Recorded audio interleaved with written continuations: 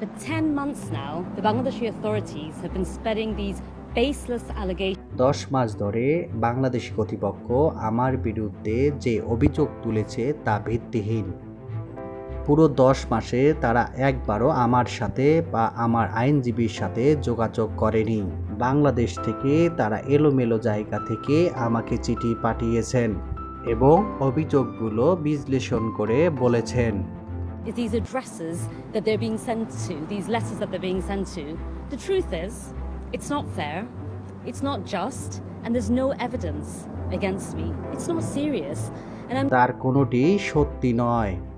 কিন্তু এটা স্পষ্ট, আমি লন্ডনে থাকি, আমি লন্ডনের একজন এমপি।